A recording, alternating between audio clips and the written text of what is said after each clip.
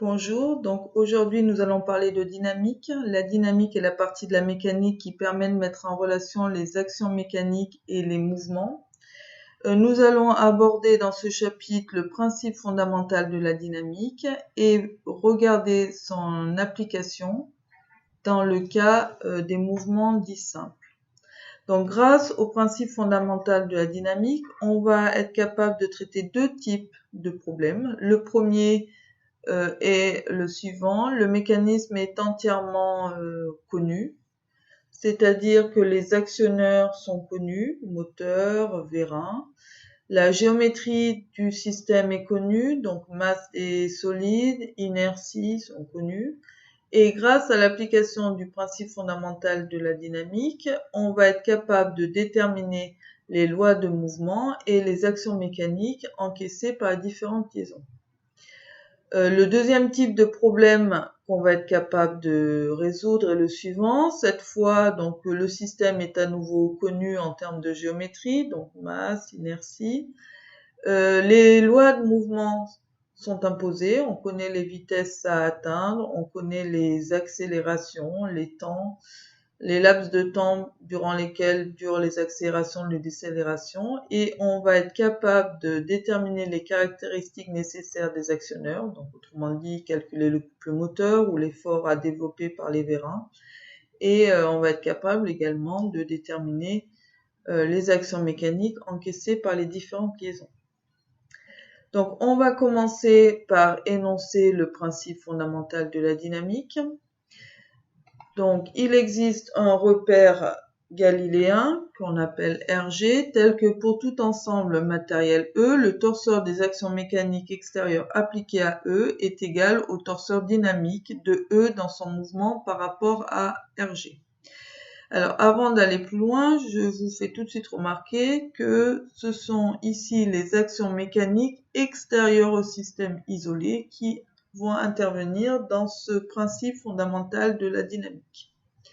Donc, si on regarde un peu plus près ce principe fondamental de la dynamique, PFD pour aller plus vite, et si on traduit cette phrase en une équation mathématique, on va écrire que du coup le torseur des actions mécaniques extérieures à E, je rappelle que le torseur des actions mécaniques, souvent on l'appelle taux, et de manière par habitude, on appelle E bar l'extérieur de E. Donc, autrement dit, taux de E bar sur E représente bien le torseur des actions mécaniques extérieures à E. Et ce torseur doit être égal au torseur dynamique de E par rapport à RG. Donc, ce torseur dynamique est un nouveau torseur qu'on n'a encore pas rencontré. Donc, par coutume, on l'appelle D comme dynamique, et en indice, on indique le mouvement étudié. Ici, c'est E par rapport, qui est en mouvement par rapport à RG. Si on regarde d'un petit peu plus près ce torseur, du coup, si on fait un zoom sur ce qu'il y a à l'intérieur des accolades, on va trouver comme tout torseur deux vecteurs. Le premier qui est la résultante du torseur et le deuxième qui est le moment du torseur. Donc le premier vecteur c'est la résultante dynamique et le deuxième vecteur c'est le moment dynamique. Comme tout torseur, son expression dépend du point, donc il faut bien noter. Ici, si on exprime le torseur en B, il faut le noter ici. Et évidemment, comme tout torseur, le moment dépendant du point, il faut ici rappeler en quel point on a le moment. Si on s'intéresse maintenant à chacun des vecteurs, donc je reprends en termes de résultante. Donc la résultante, par définition, c'est donc le premier vecteur, c'est M fois gamma G, appartenant à E par rapport à RG. Donc c'est la résultante du torseur dynamique de E par rapport à RG. La M, c'est la masse de E. G, c'est le centre d'inertie de E. Et le vecteur gamma G appartenant à E par rapport à RG et le vecteur accélération de G appartenant à E par rapport à RG. Vous notez au passage que ce torseur a beau être exprimé ici en B, en termes de résultante, le point qui intervient, c'est bien le centre d'inertie de E. Ok ? Donc voilà pour la résultante. On est capable de déterminer cette résultante. On est capable de calculer une accélération. Je rappelle que le vecteur accélération, c'est la dérivée du vecteur vitesse. On sait calculer un vecteur vitesse en utilisant la distributivité des vecteurs vitesse. Donc, autrement dit, on est capable de déterminer ce vecteur, la résultante du torseur dynamique. Si maintenant je m'intéresse au deuxième vecteur, c'est donc le moment dynamique de E dans son mouvement par rapport à RG, ici exprimé en B. Alors, ce moment est noté delta. Alors, je rappelle pour certains, delta, une lettre grecque qui se représente comme ceci. Donc, il faut bien indiquer, comme c'est un moment, le point qui nous intéresse et le mouvement à considérer. Comme tout torseur, le moment évolue avec une loi bien connue, la loi qu'on appelle entre nous la loi Babar, puisque le moment en B est égal au moment en A, plus BA vectoriel la résultante. Donc autrement dit, on peut calculer le moment dynamique d'un point à l'autre en utilisant cette formule-là. Un petit retour rapide sur l'histoire du repère galiléen. Donc vous connaissez la définition du repère galiléen issu vous l'avez vu en physique. Nous, pour les systèmes qu'on utilise, un repère lié à la Terre, c'est-à-dire au sol, au bâti, sera considéré comme un repère galiléen et cette notion ne sera pas vraiment un problème pour nous. Alors, une petite précision également, il est intéressant de noter que si E, c'est un ensemble de plusieurs solides, alors le torseur dynamique de l'ensemble, là, le torseur dynamique de E par rapport à RG, c'est la somme des différents torseurs dynamiques. Ok, donc ça c'est quelque chose à connaître, ça va nous servir, ça va nous servir, c'est intéressant à manipuler. Alors, ce PFD, qui est une équation torsorielle, se décline en deux équations vectorielles qui vont donner lieu à deux théorèmes. Le premier théorème, c'est le théorème de la résultante dynamique, donc on appellera souvent TRD pour aller un peu plus vite dans la rédaction. Et qui dit que la résultante dynamique, c'est-à-dire la résultante du torseur dynamique de E par rapport à RG, est égale à la résultante des actions mécaniques extérieures appliquées à E. Donc, autrement dit, mathématiquement, on obtiendra cette équation-là. Donc, la résultante du torseur dynamique, M fois le vecteur accélération gamma du centre d'inertie appartenant à E par rapport à RG, est égale à la résultante de l'extérieur, des actions mécaniques extérieures à E sur E, c'est-à-dire la somme des forces extérieures à E. Voilà, et ça c'est en exploitant la première équation vectorielle issue du PFD qui est une équation torsorielle. Et d'autre part, si on regarde la deuxième équation vectorielle, on va en déduire ce qu'on appelle le théorème du moment dynamique, qu'on appellera TMD pour alléger, pour économiser la rédaction. qui dit que le moment dynamique en un point du mouvement de E par rapport à RG est égal à la somme des moments des actions mécaniques extérieures à E au même point. Donc mathématiquement, ça va se traduire par cette équation-là. Donc moment dynamique en A de E par rapport à RG est égal à la somme des moments des actions mécaniques extérieures à E en A. Donc on note bien, d'une équation torsorielle, deux torseurs sont égaux s'ils sont exprimés en un même point. Donc autrement dit, là, si j'ai choisi le point A, il faut que je retrouve le point A au niveau des deux moments exprimés.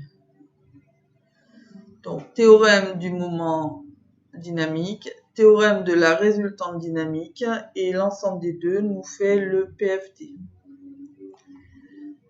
Donc si maintenant on s'intéresse à l'expression dans un premier temps de ce torseur dynamique et ensuite à l'expression du principe fondamental de la dynamique pour les mouvements simples, on va commencer par un premier mouvement simple qui est un mouvement de translation. Donc on imagine que E translate par rapport à RG, et alors on peut montrer que on le verra, enfin on le montrera plus tard. Là pour l'instant je vais vous demander de la mettre. On peut montrer que le torseur dynamique de E par rapport à RG avec le mouvement de E par rapport à RG égale translation.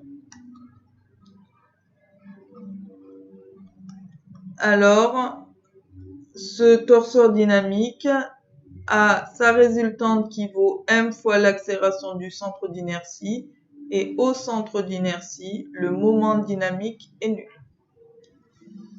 Attention, on a bien dit que c'était au centre d'inertie que le moment dynamique est nul, et pas en un point quelconque, au centre d'inertie.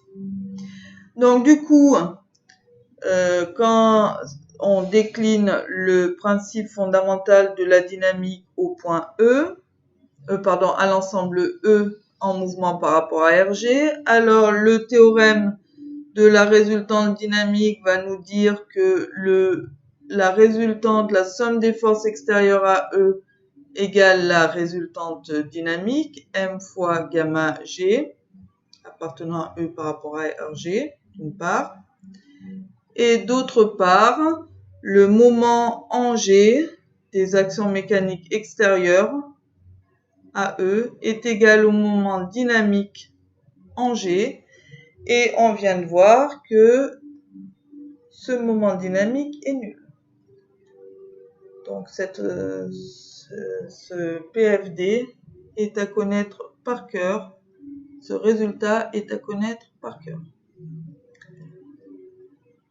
Et on note bien, on se souvient bien que cette égalité-là, elle est vraie uniquement au point G.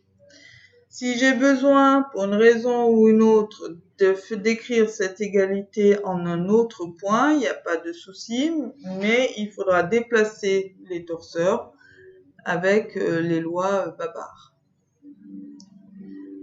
Voilà pour le mouvement de translation. Si maintenant on s'intéresse à un autre mouvement simple, qui est un mouvement de rotation autour d'un axe fixe, première chose, donc on tourne autour d'un axe fixe, donc E tourne par rapport à RG autour d'un axe fixe, et puis pour mettre en place les formules, on va imaginer que cet axe fixe soit OZ.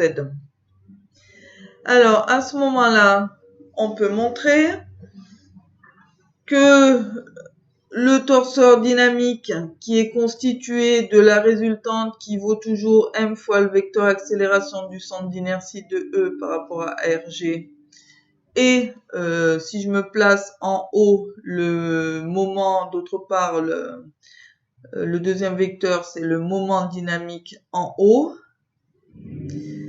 Alors, on peut montrer que ce moment dynamique, dans ce cas particulier, s'exprime comme étant la dérivée du produit I fois oméga de E par rapport à RG, dérivé par rapport au temps.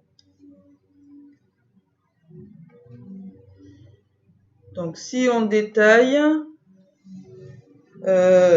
IOE représente la matrice d'inertie du solide E exprimée au niveau du point O, puisque on est d'accord qu'ici c'est mentionné dans RG.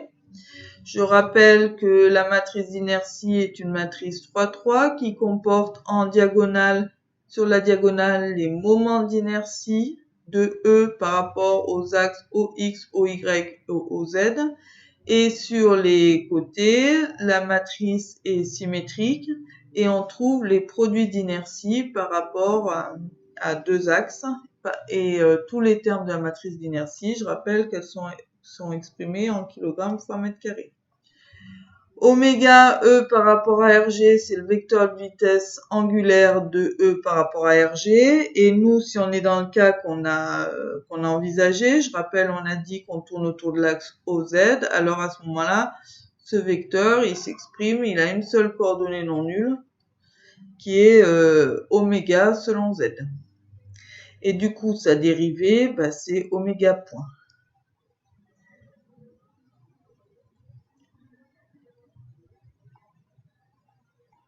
Alors, si je détaille un petit peu le calcul avec, alors attention, non seulement je suis dans le cas où E a un mouvement de rotation autour d'un axe fixe qui est OZ par rapport à RG, mais si en plus je pose comme hypothèse que E présente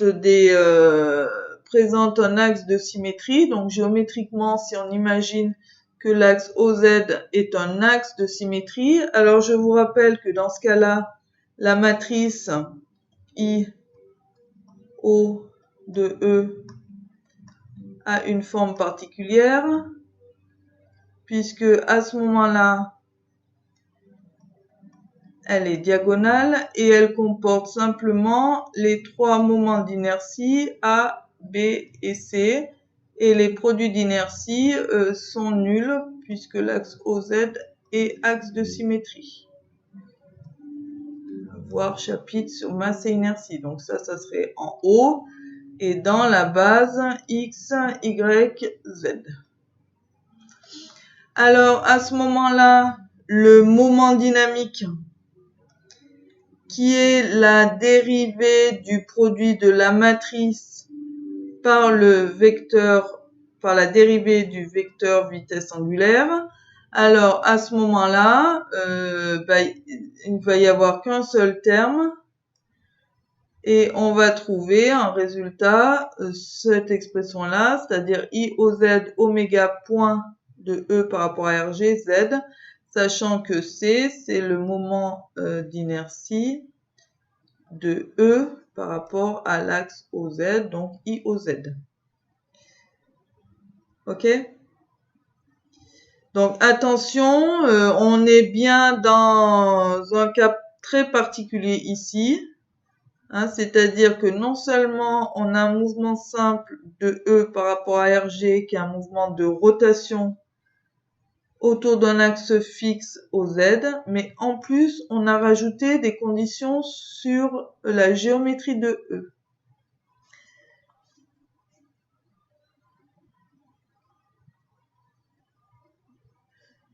Alors, du coup, dans ce cas particulier, le PFD appliqué à E va nous donner une première équation vectorielle, le théorème de la résultante dynamique qui dit que la somme des forces extérieures à E égale la résultante dynamique, c'est-à-dire M fois le vecteur accélération du centre d'inertie de E par rapport à RG. Et d'autre part, le moment en haut des actions mécaniques extérieures à E est égal à IOZ de E, oméga point E par rapport à RG selon Z, avec attention, là on est bien d'accord que cette équation-là est valable avec OZ, axe de symétrie pour le système. Donc cette relation, on la retiendra par cœur, mais par contre, on fera bien attention on se souviendra bien que là, il y a une condition particulière, c'est-à-dire qu'il y a une condition sur E. Voilà pour ce qui concerne le PFD appliqué au mouvement simple, c'est-à-dire translation et rotation autour d'un axe fixe. Tant qu'on est dans les équations du PFD, on peut mettre en lumière l'équation de mouvement et donner sa définition. Donc, on appelle équation de mouvement une équation différentielle, d'accord? Donc, une équation de mouvement, c'est une équation différentielle du second ordre. Traduisant les théorèmes avec un S généraux, c'est-à-dire TRD, TMD, et dans cette équation ne figure aucune composante d'inconnu d'action mécanique. Donc, autrement dit, c'est une équation différentielle qui relie les paramètres de mouvement sans faire intervenir les inconnus de liaison. Alors, je vous rappelle que le PFD à la base est une équation torsorielle. Donc, dans l'espace, ça conduit à 6 équations scalaires, 3 issues du théorème de la résultante dynamique et puis 3 issues du théorème du moment dynamique. Donc, pour obtenir cette équation différentielle qui relie uniquement les paramètres du mouvement sans faire intervenir les inconnus de liaison, il y a des chances, enfin souvent, il sera nécessaire de mixer, d'exploiter plusieurs équations du PFD pour obtenir l'équation de mouvement. Donc voilà pour ce premier cours sur la dynamique. La suite concernera la dynamique des mouvements quelconques avec avant un chapitre qui concerne la cinétique, puisque la cinétique va nous donner les outils nécessaires à aborder la dynamique des mouvements quelconques. Merci, au revoir.